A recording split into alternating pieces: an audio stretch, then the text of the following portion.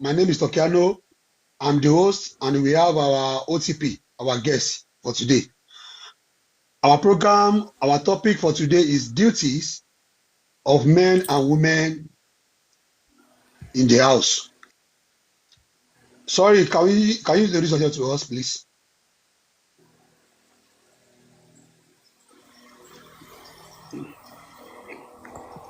Ṣé mi lẹ bá wí yẹn? Bẹ́ẹ̀ni, Okay, my name is Olatunji Yusuf. A tech professional, and I'm also into operational management. And I'm a Muslim. And God will listen on it. okay, no problem. I understand that you're a shy person. I know, I understand. Ẹ má bínú ẹ jọ̀ọ́. Um, let's go to our today's business. Duties of men and women in the house. Please, what can you define Okay. as that? And also, is there any what do you call it? Is there any features ta lè rí pé for duty both men and women? Thanks so much. Floor is yours. Okay, yeah. Okay. I like you asked the You question, you can you said can what co-mix are in, the don't worry. English and yeah, you Yoruba, said you are free what are to. the duties of a Of men and man women and a woman? in the Yes. house. Either married or unmarried or dating or Both. family. Yeah. I'll start with this. The reason why God has brought us together, has created us, is to show humanity to ourselves, show kindness the way He has shown to us, positive to ourselves. And that's why God has created us. The Mm, void after creation is when He now gave us religion. mm. Okay, and which is not what we are talking about. Kí ó tó kọ ọmọ ẹ̀dá ènìyàn tọ́lọ́run dá, nǹkan kó tó kọ́kọ́ wà nù Ọlọ́run tó kọ́ fi dá wa, òun náà ni ìfẹ́. Mm.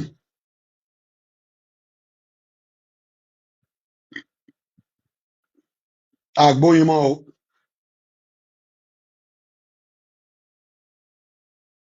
Àgbóyin mọ́ o. Ẹ má bínú. So, òun náà ni ìfẹ́. That is the root of our existence. Òun ni Ọlọ́run kọ́ fi dá wa sáyé. Ipò kí lọ́lọ́run gbà lérò kó tó dá ọmọ ẹ̀dá ènìyàn. Òun náà ni ìfẹ́. Ipò ìfẹ́ tí mo ní sí ara mi bí ṣe lágbára tó, òkè mo fẹ́ dá àwọn èèyàn sílé ayé kó máa fi ìfẹ́ náà kó máa fi wọn ara wọn. Òun náà ṣe wá sọ pé òkè Ọlọ́run àwa kọ́kọ́ bẹ́ẹ̀, he started with giving us our own family directly. That's why we have brothers, we have sisters, we have uncles, and those people they have rights over us. They have rights over us. We are supposed to show kindness to our family members, our relatives, our brothers, our siblings, and our neighbors in general. And now we now move to our own personal family. Now getting married, associating with people at work, associating with people in your area. What do they know you for? Do you understand? So after going through all this, we now decide that okay, I think I'm a good person. Now I'm ready to settle down. I'm ready to get married. I'm ready to conjoin with someone to form a family. And what's the root of that too? With love is always the first thing there. Now you now get married. The reason why you are going into marriage is basically to be loved and to show love to someone. The kind of love you show to people at work is different from the kind of love you show to your partner. And in our own African system, we see marriage as enslavement in a corporate style, in a corporate way. We men believe that when you are married to someone, you can easily manipulate her because you feel you are married to her. And some women too believe that, oh, since I'm married to him, is whatever I tell him he must listen to, he doesn't have right to consult. Forgetting that we have rights over ourselves. We are, even as a married couple, we have boundaries, we have limitations to what you can discuss with your wife, to what you can, the extent that you can even, there is that some things that you can say to your friends outside that you cannot even call your wife those names. And this is where we now have the rights.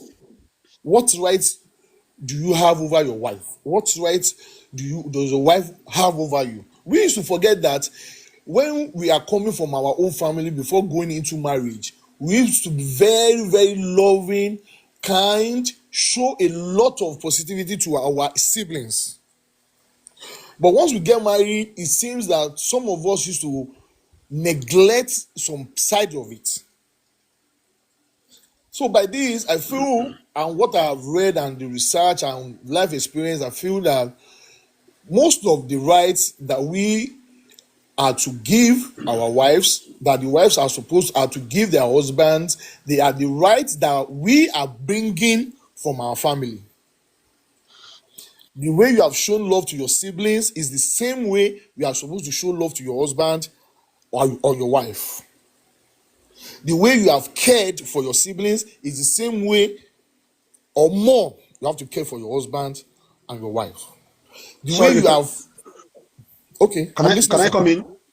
Yes, sir. Sorry, is it possible for us to at least the duty of a man or let's say a man in the house and the Okay. duty of a woman, so that we can do it separate. Yes, the thing is that why I want to avoid listing is Okay. because if you put it on that listing, you will be having more weight on the women's side than the men's side, which Okay. is not Okay. which is not We? fair. Is it possible for us to list for both? Yes, we can list for both. That's what I'm saying.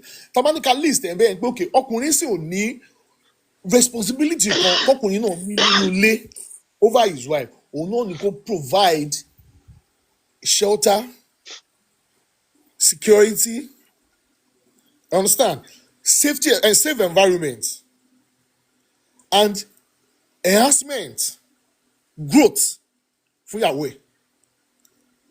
Tẹ́ bá wo ọ̀dọ́ obìnrin, tẹ́ bá ní ká list ọ̀dọ́ obìnrin, care for the house, care for the husband, make children, and build up the house. But ó wà interwoven mọ́ ara wọn. Ìtọ́rẹ́ ẹ̀ ni pé listing will take us away from a lot of things. Because ìgbà míì wà, let me give you an example. I can sometimes, okay, ọkọ àti ìyàwó tó wà labroad, Okay. tí ìyàwó bá ń tètè ríṣẹ́, tọkọ ò tètè ríṣẹ́, ẹ mọ̀ pé ọkọ náà lè wà nílé kó máa tọ́jú àwọn ọmọ while the wife will be at work. Yeah. That Yeah. means it is now interchanged. The man has assumed the responsibility of the wife indirectly to allow the wife work while he is expecting to have a job. That's why the listing, this thing here, òun ló máa affect a lot of us. Tamafi sọ pé okay, duty ìyàwó mi ni pé kó tún oúnjẹ fún mi. Duty ìyàwó mi ni pé kó tọ́jú àwọn ọmọ, but kò sí ibi tó ti state ẹ̀ in any book wípé ìyàwó gbọ́dọ̀ máa sun oúnjẹ fún ẹ. Ìyàwó Ọlọ́run ní kí ìyàwó tọ́jú ilé kó dẹ̀ tọ́jú ọkọ. Ibẹ̀ làwọn èèyàn ti wá yọ wípé òkè ìyàwó ẹ̀ lè máa bẹ̀ fọjú. Kò sí nǹkan tó bá dé bẹ́ẹ̀ pé tó bá hustle lọ tó bá tètè dé ní 4 o'clock tí ìyàwó ẹ̀ ti wà ní sáà bishop. Kò sí nǹkan tó bá dé pé kí wọn náà wá nǹkan tó lè sáré ṣe tó máa relieve ìyàwó ẹ̀ of some duties tó máa tó kó tó dé. Ọ̀rọ̀. Understand? And for the ladies, it does not mean that when most of our ladies, when they see that a man is too becoming, wípé okay, bóyá dé láti ibi iṣẹ́, ó so oúnjẹ, ó ti tọ́jú àwọn ọmọ, kóun ló dé, àwọn obìnrin míì automatic for granted. So that we have a lot of problems with our marriages in this world because of so many things because of ego, because of our nǹkan tó ti kó sí wa lórí. as a man and as a lady. And àwọn tá a tún máa ń fọ̀rọ̀ lọ àwọn tá a máa ń fọ̀rọ̀ lọ òun ló da marriage ẹlòmíì rú dè ní. So mo mọ̀ bóyá ní question àbí kí n continue. Yeah, ẹ jẹ́ kí n kọ́ mi níbi ọ̀rọ̀ both way. Bí irú sílẹ̀ tẹ̀sán pé sínú pé obìnrin tóbìnrin bá ti sọ pé òun ti sọ pé abroad pé obìnrin ti ríṣẹ́ bọ̀ ọkùnrin ò tí ì ríṣẹ́ bọ̀ ọkùnrin wá wà nílé, ṣé obìnrin ṣé kò ní lọ take advantage pé ọkọ òun wà nílé tó ń take care ọmọ, ṣé pé ó tún máa wá exceed the limit tí ẹ kó fi rán ọkọ ṣẹ́, ṣé òun ò lè go ṣé ẹ̀gbọ́n ò ní dá, ṣé ọkọ ni máa sọ pé duties yẹ kó ṣe kò fẹ́ ṣe mọ́ o, ṣé ẹ̀gbọ́n ò lè dá yọpọnyán orílẹ̀ àwọn duty mi wà pé kóbìnrin ṣe obìnrin máa pọ́ ti rẹ̀ ń which is kò ní fault ó ti máa rẹ̀ but ṣọ́kọ ni máa bínú pé duty ti ẹ̀ kò ṣe. Ṣe rí ilé tó bá fẹ́ tò it takes two to tango náà ni. Àwọn ìyàwó wa wọn kì í ṣe robot and àwọn ọkọ wa náà wọn kì í ṣe robot. Bọ́lá ọ̀dẹ̀ ṣe explain fún wa Ọlọ́run sọ fún wa pé a máa kẹ́ wọn ni bí ẹyin. Now tí ìyàwó bá fi duties kan lẹ̀ tọkọ bá ṣe antecedent ó máa ń play role nínú life marriage. Tí ìyàwó ẹ̀ bá jẹ́ tó ń ṣiṣẹ́ tó mọ̀ kó máa ń ṣiṣẹ́ tó bá dé time kan tó bá lórí ẹ̀hún ó yẹ kó understand pé this person has always been doing all these things. Ẹ ti understand? Ó kọ̀ dàbí ọkọ tó lose iṣẹ́ ẹ̀ ni tó dẹ̀ yẹ pé nígbà tó níṣẹ́ ó ń ṣe dáadáa ńlé ẹ̀ ó ń tọ́jú ìyàwó ẹ̀ ó ń ṣe everything tí ò wá níṣẹ́ mọ́ ẹ mọ̀ pé yẹ kí àwọn náà understand nígbà tó dẹ̀ wà lọ́wọ́ bọ́ yìí ó ń ṣe dáadáa. Do you understand, sir? So that comes to play in the sense that when your wife comes to a certain level, she will get tired, fatigue must set in. And even before she asks that you help, always be someone that will always offer to help. That is always willing to help your wife. It might not be all the time, but at least to make things work faster. In fact, àjọṣepọ̀ nǹkan kí ọjọ́ máa ṣe nǹkan pọ̀ ní time míì ó máa ń jẹ́ kí ìfẹ́ to rise more. It's not only intercourse ló máa ń jẹ́ kí ìfẹ́ wà. Ìgbà míì tá a bá jọ ń ṣe nǹkan pọ̀ tí ìyàwó bá wà ní kitchen tó ń dáná tọkọ wà nínú bedroom tó ń fọ aṣọ èyí tó lè fọ níbẹ̀ tó lọ ń sa ẹ mọ̀ pé tí ìyàwó yẹn bá jáde tó bá sáàfù oúnjẹ ọjọ́ máa jẹun ni kò yẹ pé ìyàwó náà máa sáàfù lọ́jà tó máa lọ continue láti fọṣọ lọ. Man of the house does not mean that gbogbo ìgbà náà ló máa jókòó tẹ́tẹ́rẹ́ to prove that you are the man of the house. In a nutshell ẹ kí tún kọ́ mi ìbẹ̀ yẹn náà again ká zoom pé tí ìyàwó náà ríṣẹ́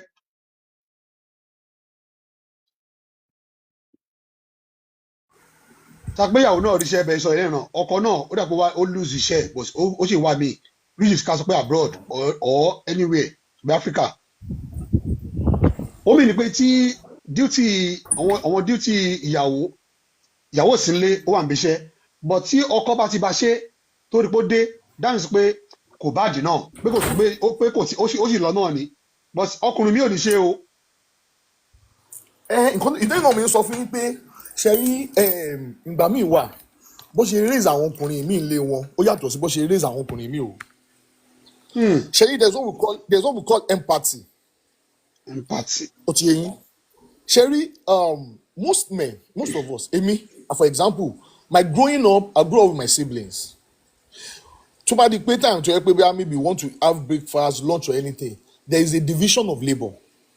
Ẹni tó máa lọ bẹ ṣúwà ẹni tó ẹmọ kan máa ń pín fún wa kékeré tó máa ní ìwọlé ẹkọ fabọ́ lánàá ìwọlé ẹkọ fabọ́ lẹ́nì ìwọlé ẹkọ ṣe báyìí. So àwọn táìmù àti ẹ pé àwọn ọkùnrin míì a máa ń ní time ṣẹ́yìn tọkùnrin máa fẹ́ create time a create time tóbìnrin náà máa fẹ́ create time a create time. Do you understand now? So now me I see that if you are at home and you are less busy with maybe personal or business entanglements, there is a way you can always come in. Do you understand? And champion some causes.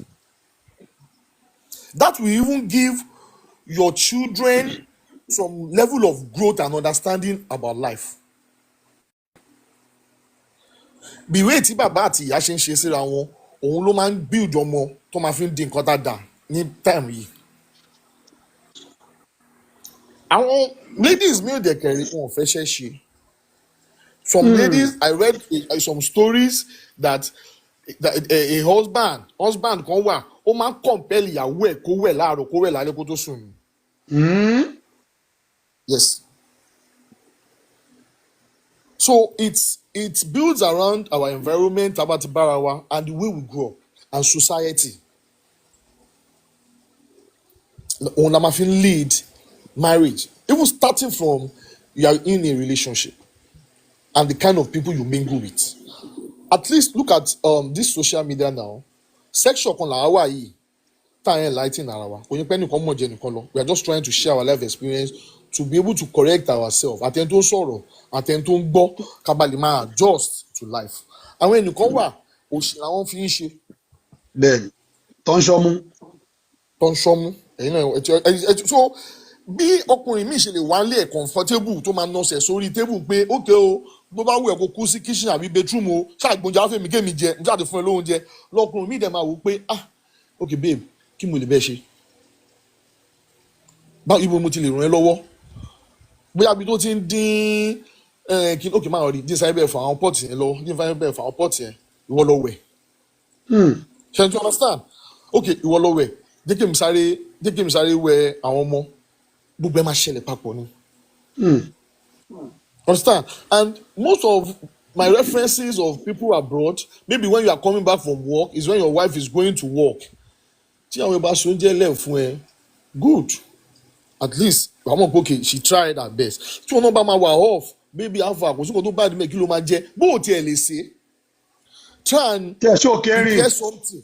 Show caring. Bóyá kò ti fà àwọn abọ́ yẹn lẹ̀ kó tó dé. Àbí kò ti gbẹran jáde nínú freezer kó tó dé so that life yìí yes because tá a bá ń gbé pọ̀ láwọn siblings wa bá ṣe máa ń ṣe nìyẹn o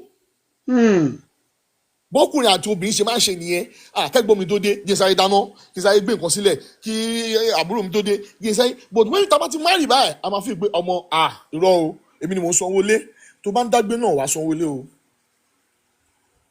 tó bá ń dágbé wàá ṣàṣọ oúnjẹ fúnra rẹ̀ tí o bá lè mú oúnjẹ sí wà ló máa jẹun tà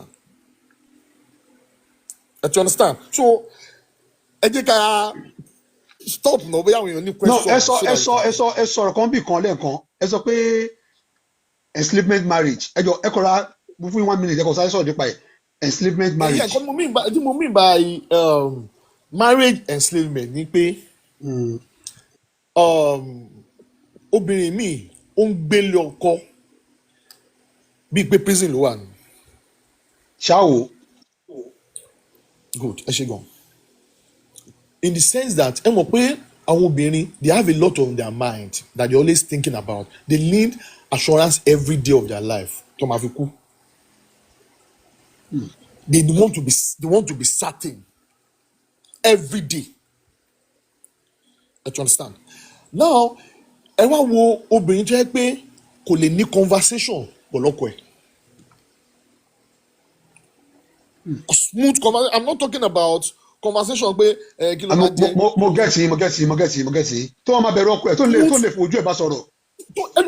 ẹlòmíì bẹ̀rù ọkọ ẹ̀ débi pé kò lè wojú ọkọ ẹ̀ wọn ò lè jọ jókòó sí pálọ̀ tọkọ báwọn pálọ̀ wọn máa nú bedroom.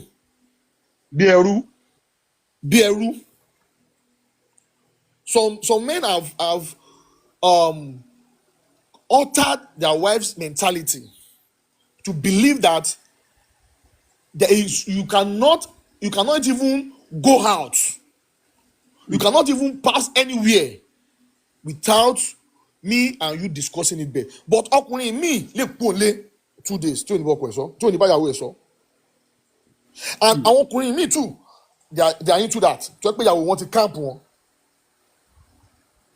So marriage here or the enslavement in the sense that you both don't have that mutual. No free movement, no free talking, no free anything. You don't have that mutuality again. The only thing that is binding you is because you have paid dowry somewhere. One family knows that you people are married, and that's all.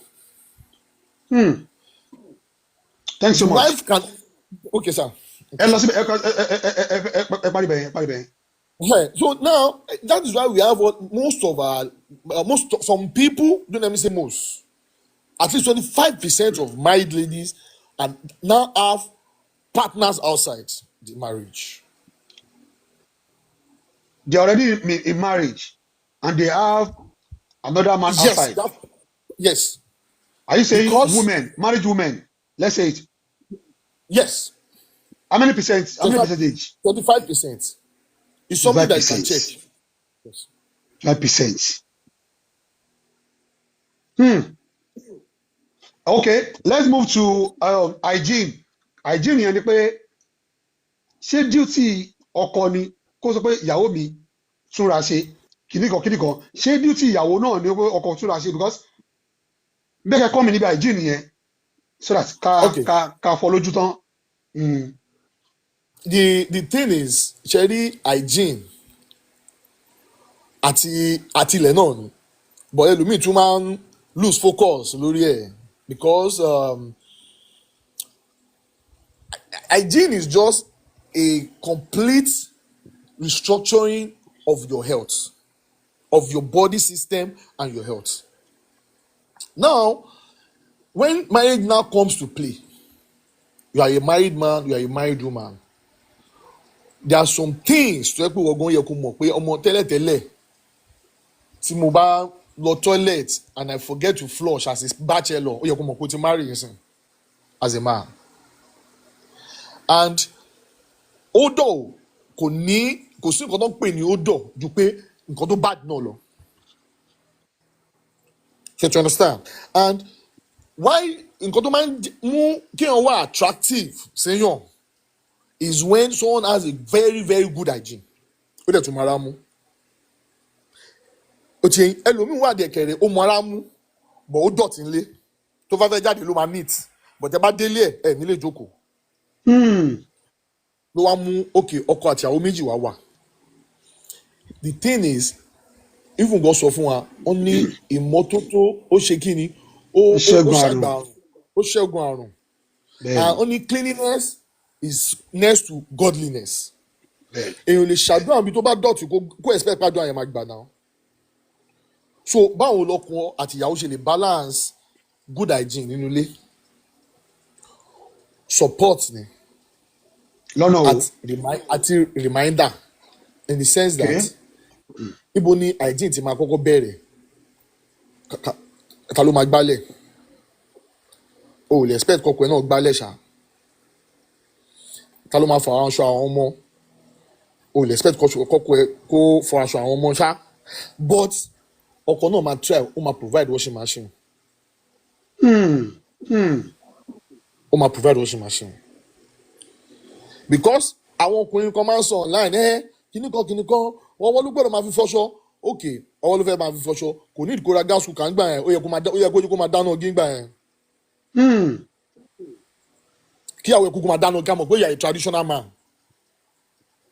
Now ọkọ mi wà tó bá dẹ̀ dé láti ọkọ mi wà tó bá jí it might be your busy day it might be, yes most times busy day ó lè wò pé aṣọ yìí pọ̀ o jùmbá máa ó máa yìí ṣe díẹ̀ mbẹ́ tí àwọn náà bẹ̀rẹ̀ ìdókòwò ọmọ ṣe support ni and now you don't expect that o lọ síbi iṣẹ́ òde àtọkọ àtìyàwó o lọ síbi iṣẹ́ òde o fẹ́ sùn gan lálẹ́ o ò lọ ṣanra kó tó sùn báwo lè fẹ́ kí ìyàwó ẹ̀ gan sọ pé òun fẹ́ súnmọ́ ẹ àsọkọ ìgbà tó ń bí ọ̀gẹ̀dẹ̀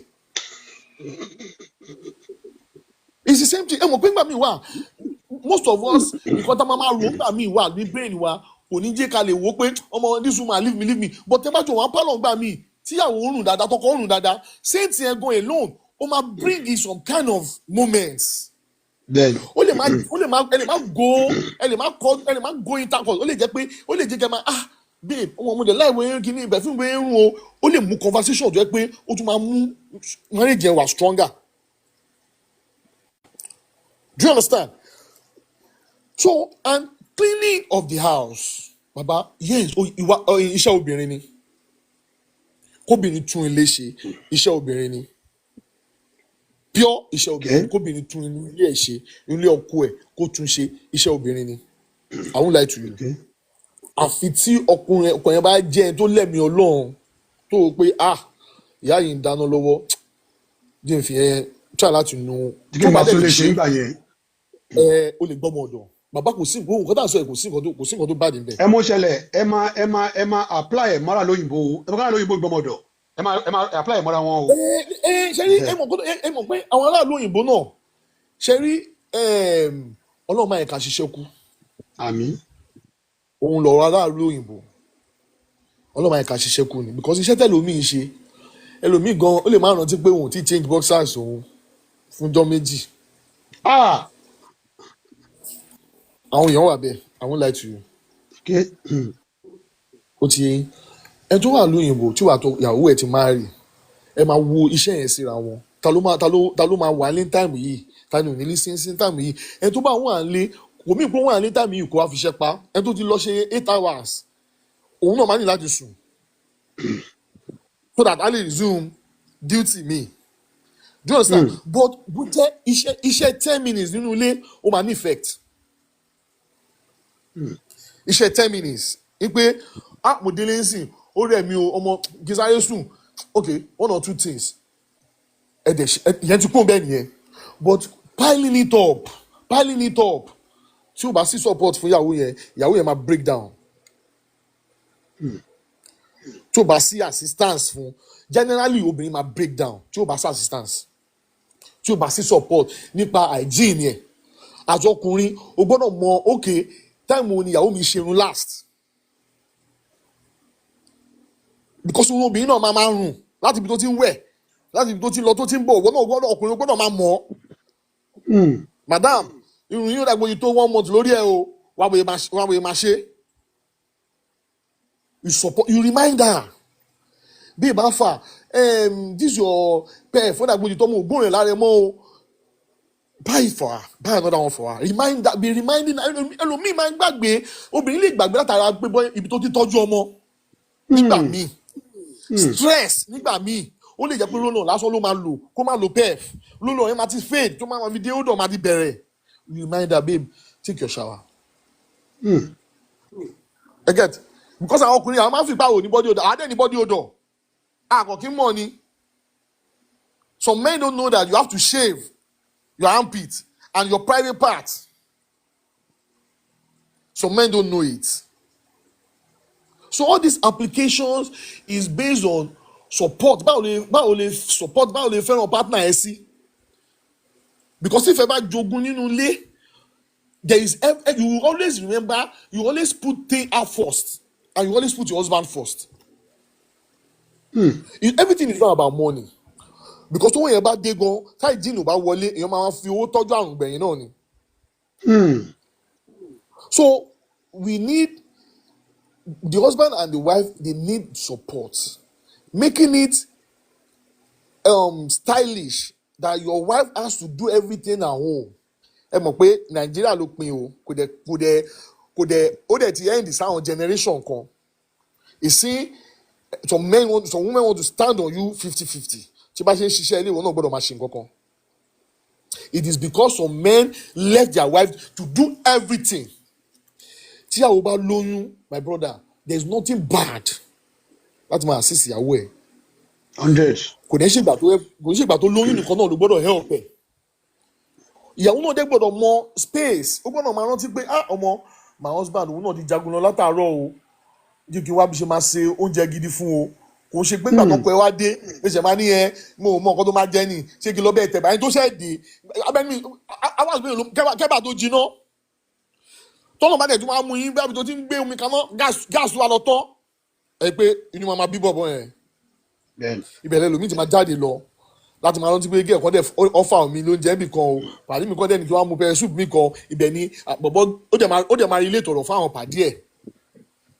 So we need to understand how to behave to your husband. Ipe okay, ọkọ mi nǹkan tó máa like lè tó bá dé láti ibi iṣẹ́. Okay babe, I made this kind of food. Àbí kí ló fẹ́ jẹ? Ẹ mọ̀ pẹ́pẹ́ fúrú ń gbà mí obìnrin mi ò mọ̀ bóyá ń ṣe pẹ́pẹ́ fúrú fọ́kọ. How to care for your husband. Sometimes when you call your husband sweet name, you push it up with some kind of good food. I tell you, your husband, when he wakes up from bed in the morning, kó tiẹ̀ tó jí ni pé òun fẹ́ lọ sínú bedroom, pray for him. Pray for him. As you are going out this morning, whatever you lay your hands on, we shall come fruitful. Do you understand? Gbogbo àwọn kìíní yẹn kò ju 2 minutes lọ, but ẹ mọ̀ negligence ló ń ṣe wá. Negligence ni. ṣé ẹ sọ pé kí obìnrin gbàdúrà fọ́kọ ẹ̀ ṣọkọ náà gbàdúrà fọ́bìnrin náà ní láàárọ̀ yẹn náà ni. Nǹkan tó ń sọ náà ni àwọn méjì lè gbàdúrà fúnra wọn. Ẹlòmíì ìjọba bèèrè lọ́wọ́ ọkọ mi sìn, when was the last time you prayed with your wife? Or you prayed for her? Do you understand? Ẹlòmíì gan tí àwọn ẹ̀ bá gbóúnjẹ fún àti sọ thank you gan tún le. Níbi àwọn ẹ̀ gbóúnjẹ fún àwọn agbésẹ̀ wí mo fowó lẹ̀. Mo fowó mi lẹ̀. Do you understand? So a lot of things were to wrong nínú couple's life. Hygiene yẹn, I want to just come in again about that hygiene. Hygiene ká gbé nínú ìkan náà méjèèjì ó ń gbá ṣé ń gbọ́ mi kí lèèyàn kí ni because ẹlòmíì ó máa gbá jẹ́ pé kò ní rí pé kíní yẹn kò ní rí pé hygiene kò ní kakún kí lèèyàn lè tó máa gbá gidi jẹ́ pé oríṣiríṣi bóyá bẹ́ẹ̀ ni bóyá agún ni oríṣiríṣi bí ẹja wọn lẹ́mìí. In that event, there is a way when you notice that maybe your wife has body odor, your husband has body odor, there is a very, very simple way to correct it. And you can let them know. And you let them know in a way that they will not feel that you are not comfortable with them. You tell them in a way that you want to seek solution. Because pẹ̀lẹ́ lákòlábò oníbíyàn ṣe máa báyàn sọ̀rọ̀ ńgbà mi tẹ́ni ẹ máa feel bad pé ọmọ àti máa wálé tí wọ́n bá bá obìnrin sọ̀rọ̀ pé ọmọ you get older kìnnìkan in a way obìnrin yẹn máa avoid èèyàn. She will lose her self-confidence. Because àti inú ilé ti complain kápẹ́rẹ́ àtà ló complain lè máa gbé get fuck my husband no complain my wife no complain wetin be your own. So there is a way you can start it like babe afa o ṣe máa ṣáwà kó tó sùn o ṣe máa ṣáwà bí ẹ̀ẹ̀mejì kó tó sùn o ṣáwà ní ẹ̀ẹ̀mejì in day babe ó lè bèrè pé wo mo like no babe irọ́ so that at least when you shower you use deodorant and everything ohun gbogbo fún ẹ ló máa bèrè question ṣé mo ń rùn ni babe mo sọ pé òun rùn 100 is true ṣé mo ń rùn ni mo sọ pé òun rùn but at least tí ara ti máa lo bóyá sweat ẹ ni èèyàn máa sọ in a way dẹ́ pé èèyàn máa dàbí ẹ̀fẹ̀ in a good manner in a very good manner tí o dẹ́ pé èèyàn dẹ́ máa seek solutions sí you don't even need to discuss with people outside because ẹlòmíì bàjẹ́ àti ọkùnrin àti obìnrin gbogbo bedroom secret wa là ń sọ fún àwọn ọ̀rẹ́ wa ń ta. ó kọ́ mọ̀ obìnrin ìyẹn kọ́ mọ̀ obìnrin. àwọn ọkùnrin náà ń ṣe do you understand you can go outside get a good talk to someone àwọn tó máa ń ṣe kíní kan get body spray get some kind of multivitamins or something bring it to her or bring it to him maybe using it. Tí o bá ti lo àwọn approach yẹn lẹ́ẹ̀mejì lẹ́ẹ̀mẹ́ta and partner tó wáyé pé òun náà àrígbé ó dà pé solution náà ni partner mi wá fún mi in that hygiene way and in that sense èèyàn tún máa increase the support in terms of house chores. Níbi òkè bóyá àti máa fọṣọ ni àbí àti máa ṣe kíní kan èèyàn tún máa increase àwọn support yẹn díẹ̀ àyàn dẹ́tun máa tún òkè ó lè jẹ́ undies ó lè jẹ́ boxers ó lè jẹ́ underwear èèyàn máa àwọn underwear tó bá yẹ pé ó dà pé kò dá mọ́ kò ṣe é kò yẹ kó máa ẹ bá sọnù ẹ bá rà mí. ṣé ó possible kí ọ̀sẹ̀ obìnrin náà nù. ṣùgbọ́n ọkọ àtìyàwó léèyàn kẹ́ tó sọnù ṣá ẹ máa kọ́kọ́ rà mí á rí o ẹ má lọ sọ undies ìyàwó yín nù tí ò bá rí kejì ó máa bá yín pò ó. So the best thing is pé tí a máa ti gbé níwọ̀n délé baby do you like it yes mo like it ó ṣe gan okay àwọn èyí tí ò dá yẹn eléyìí tí ò dá mọ́ ẹ̀ ó yà lọ sọnù. Èèyàn lè ṣe bẹ́ẹ̀ fọkùnrin náà èèyàn lè ra ọkùnrin tó bá ní bọ́ọ̀dì odò ìyàwó ẹ̀ lè ra deodorant fún o dẹ̀ máa monitor ẹ̀ gbogbo tó bá lè monitor ẹ̀ gan you keep reminding him babe how far this one ní sọ pé you can jẹ́ pé nǹkan tẹ́ pé nìyẹn o bí boss up are you ready to go out okay hope you didn't forget to use your perfume or you know I always like when you smell nice and everything irú nǹkan bẹ́ẹ̀ tí wọ́n máa ìsọ̀rọ̀ sí o ti yẹ yín. nǹkan méjì ló kó sínú bẹ̀ yẹn ó kó kẹ́rìn sínú náà. àti support ṣe rí support oríṣiríṣi mental support wà ọkùnrin míì bí gbé máa dá fún nìkan ló ń bá kiri kò wo bí ìyàwó ẹ̀ náà ṣe máa grow. That's why so support yẹn mental support wà gbogbo financial support wà ó ti yẹ yín àwọn oríṣiríṣi nǹkan wà tó yẹ pé we neglect them pé okay the only thing we focus on is I want to build my home financially nìkan la máa ń rò kí n ro other part bí irú hygiene tẹsán yẹn sìn is a very very big issue nílé mi because ilé tẹ́ bá wọ̀ tó bá neat ilé tẹ́ bá wọ̀ tó bá neat kò ń ṣe ìyàwó nìkan o ọkọ náà wà ń bẹ̀ o ilé tẹ́ bá dẹ̀ wọ̀ tó dọ̀tí kò ń ṣe ìyàwó nìkan lè máa blame ọkọ náà ní bẹ̀ ọkọ lè fún ilé excuse pé ṣé mo ti lọ látàárọ̀ ìgbà tó dé tó lọ látàárọ̀ ṣé wo ò nínú ilé tó ń sùn ni. You understand? ṣé ò nínú ilé tó ń sùn pé ilé ìdọ̀tí ni kíní kan dọ̀tí ni àmàṣọ ìdọ̀tí ni àbí ẹni tó sùn sẹ́gbẹ̀ẹ́ ò ní pé bó dọ̀tí ni. Do you understand? Àti bíi pé when you start making excuses of I've gone out since morning abeg I gonna go and start showering I don't like cold water I don't like warm water ẹlòmíì kò ní fẹ́ tó bá yá ní pé ẹnìkan sá fún òun kò fẹ́ kó fọwọ́ kó òun but you don't know that there are some things that in fact it's even good that when you even enter your house nǹkan tí o máa kọ́kọ́ gbóòórùn gan is very very very enticing o máa jẹ́ kí inú èèyàn ti ẹ̀ tó kọ́kọ́ dùn. tó ṣe bọ̀lì àtẹ̀pà. ó ti yé yín so I need the support ara wa gan in terms of everything kò ṣe financial part nìkan in fact even mentally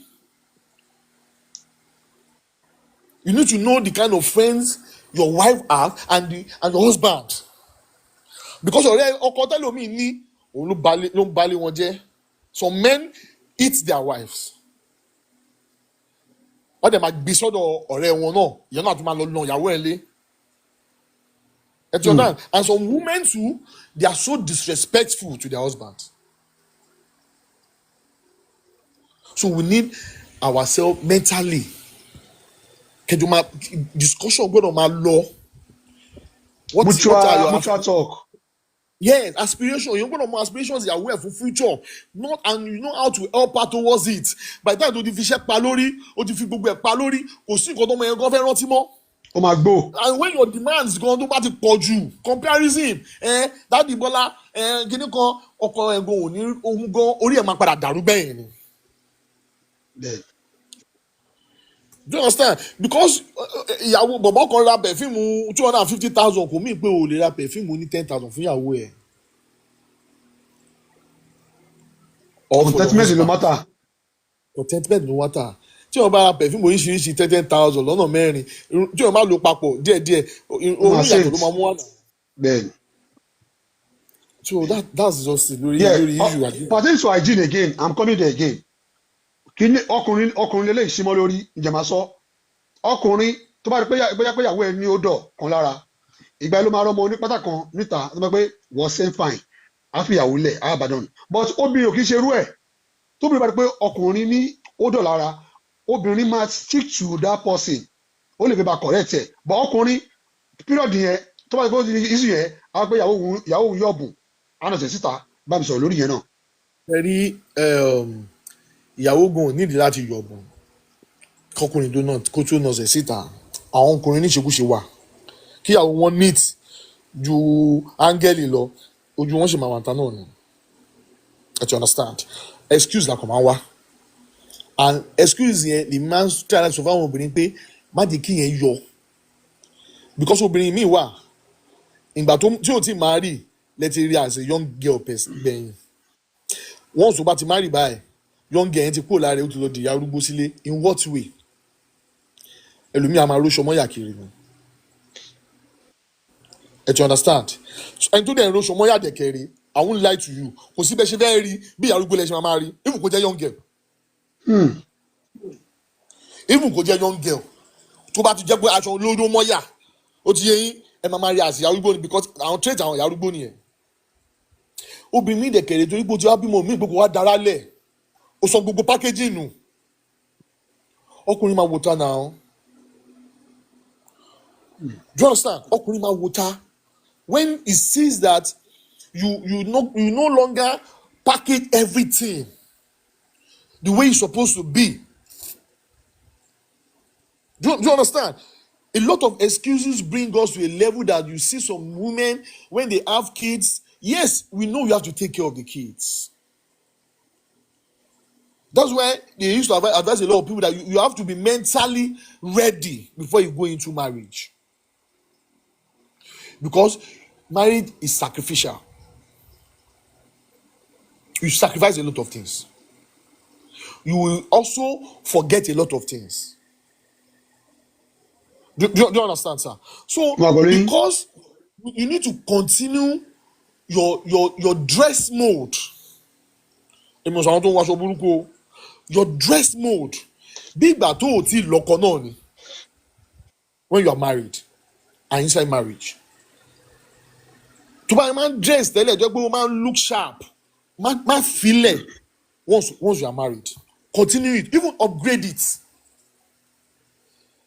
Do you understand? Because these are the things that your husband will always see that will attract him to you.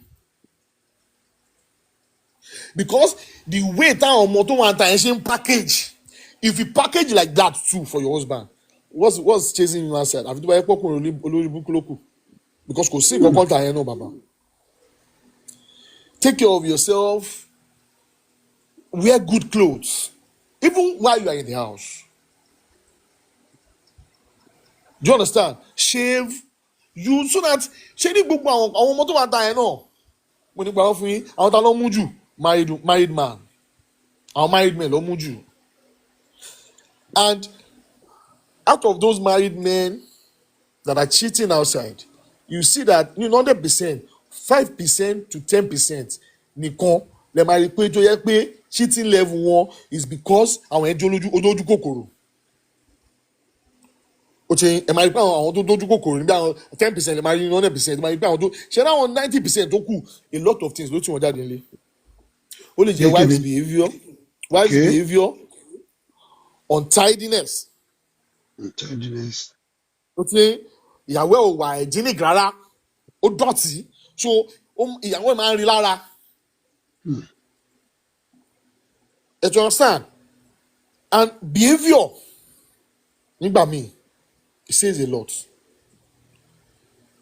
So hygiene yẹn ó ṣe kókó gan, ó ṣe pàtàkì.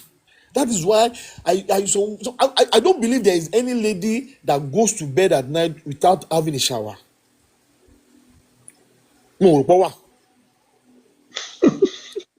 Èmi kàn sọ èmi ò rò pọ̀ wà. You understand? So all these things that drives men outside, I've said it. Sometimes, and the little percentage are because of men are just chronic cheats. Are you saying? The other percentage. Are you supporting that? But ìyàwó yẹn bá ti ń gbá or tó ní body odor. Ṣé kó mi kó máa ṣe ṣe náà ta ni? Because mi get àyìn yẹn dá o. No. Irọ́ o. Ìyàwó èèyàn ní body odor. Àbọ̀kọ èèyàn ní body odor. Kò mí ìpókò ọkùnrin ẹ̀ jáde náà. You have to, if you love her, you help her correct it. Tó bá jẹ́ pé ordinary body odor ni, there is a way you can settle that. If you love your wife, that one is the simplest. It's the simplest. We have discussed. But tó bá jẹ́ pé odor of the other side ni, or private part ni, that one you need to seek medical attention to address it. Do you understand? That you have to tell her, reason I've not been coming to you is because of this. And I feel you might not. Madam,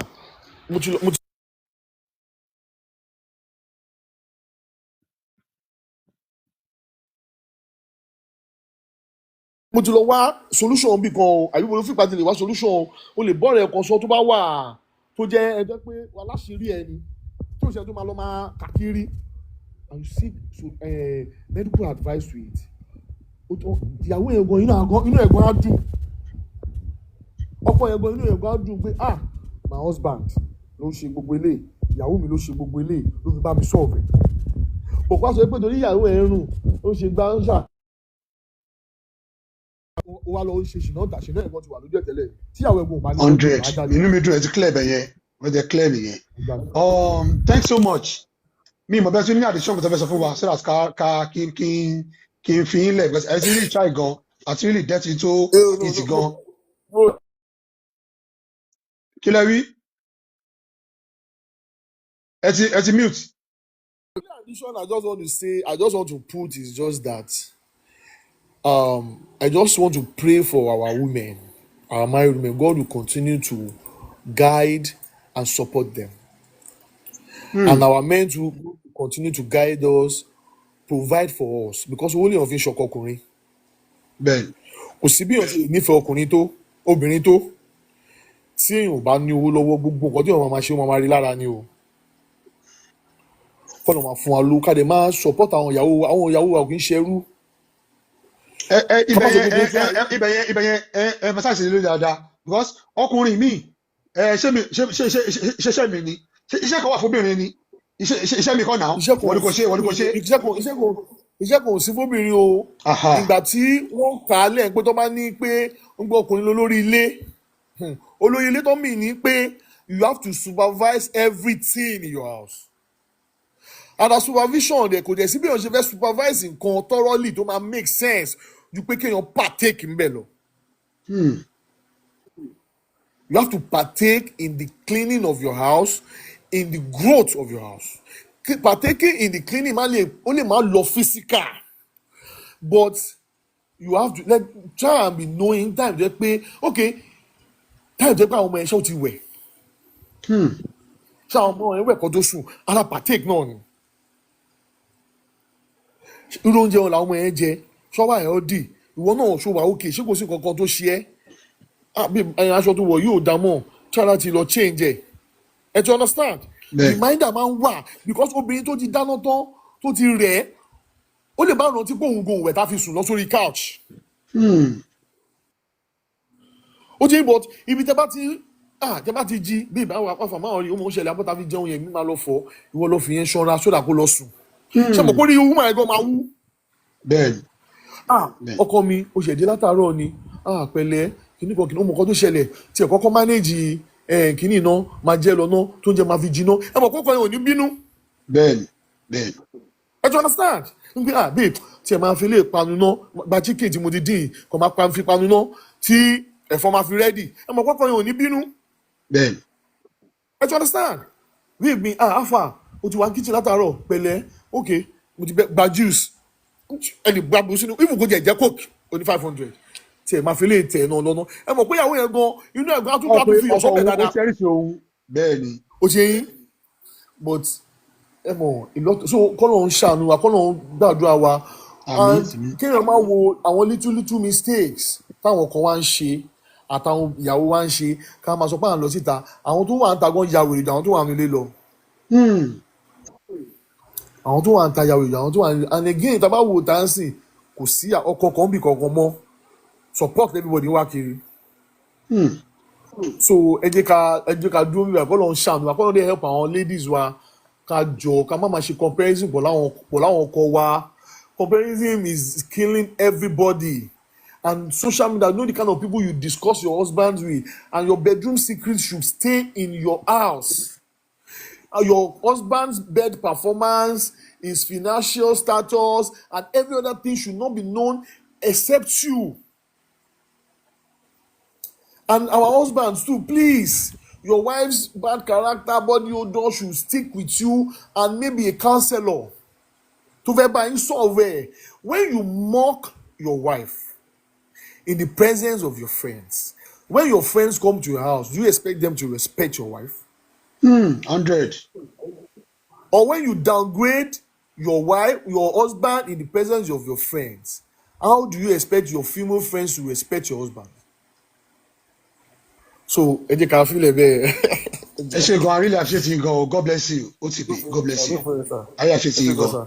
Yeah. Thank you, sir. Ṣé ìbáraẹni stop people watch báyìí lè má bínú. God bless No, you. no, no, no, no, no. I'm very good. I'm very good. Because èmi gan lẹ́nu lesson tàbí sọ Tàtú látàárọ̀. ìtọ́jú So ẹ sọ́tàrọ̀. ṣé gan, sir. I do follow everybody o. Thank But you, this sir. is now, everybody will contribute to now. Yeah, thanks so much. Yeah. Okay, sir. Okay, sir. Mr. Kunle, I'm only one say.